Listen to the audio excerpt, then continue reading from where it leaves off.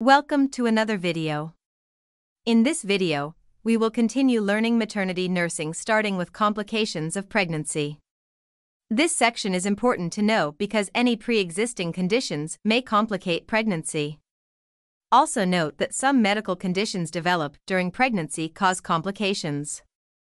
Remember that only the RN may care for patients that are high risk or unstable.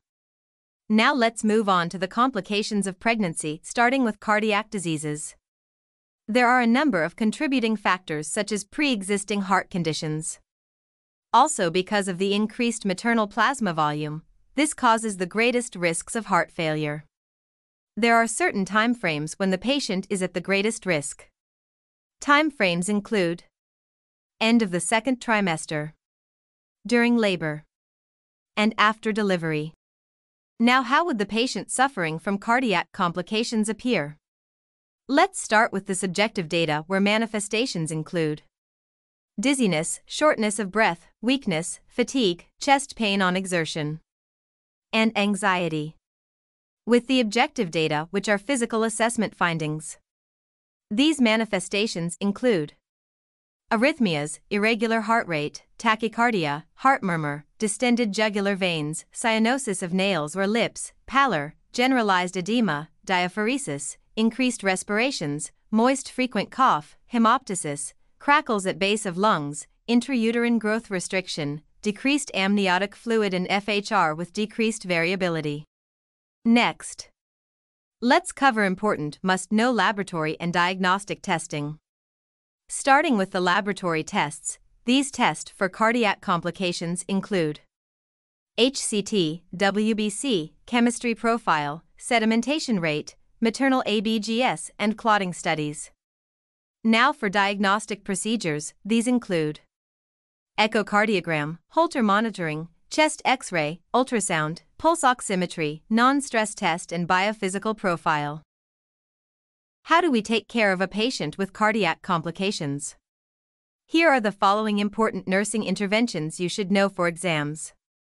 Assess for signs and symptoms of fatigue, anemia, weight gain more than 1 to 2 pounds per week, pulmonary edema, peripheral edema, palpitations, tachycardia, and angina. You will also want to prevent infection and provide nutritional counseling, a well-balanced diet with iron and folic acid. Pharmacological management is determined by the client's cardiac diagnoses and clinical presentation. Medications will include propranolol, ampicillin, heparin, and digoxin. Let's go over each medication in more detail. Propranolol, this is a beta blocker, used to treat tachyarrhythmias and to lower maternal blood pressure. Ampicillin, this is an antibiotic, prophylaxis given to prevent endocarditis. Heparin sodium is an anticoagulant used in treating clients with pulmonary embolus, deep vein thrombosis, prosthetic valves, cyanotic heart defects, and rheumatic heart disease. Digoxin is a cardiac glycoside, used to increase cardiac output during pregnancy, and may be prescribed if fetal tachycardia is present. Important nursing actions for anticoagulant therapy are the following. Teach bleeding precautions. Report any bleeding. Now, the next complication to cover is hypertension in pregnancy.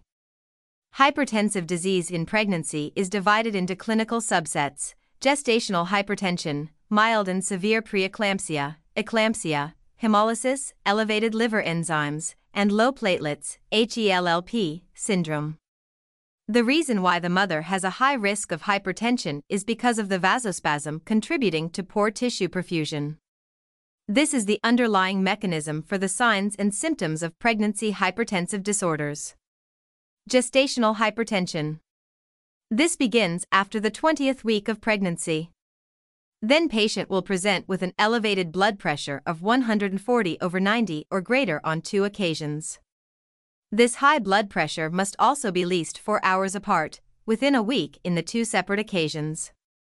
With gestational hypertension, there is no proteinuria. Educate the patient that blood pressure returns to baseline by 6 weeks postpartum. Mild preeclampsia. Mild preeclampsia is when the blood pressure is 160/110 or greater on 2 separate occasions, 6 hours apart on bed rest.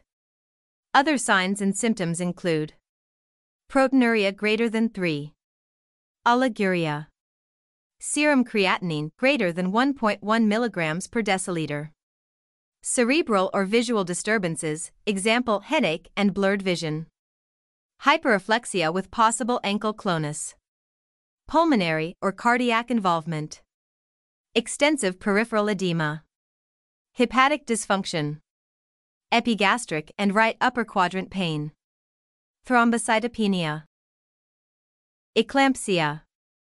This is severe preeclampsia plus seizure activity, usually preceded by persistent headache, blurred vision, severe epigastric or right upper quadrant abdominal pain, and altered mental status.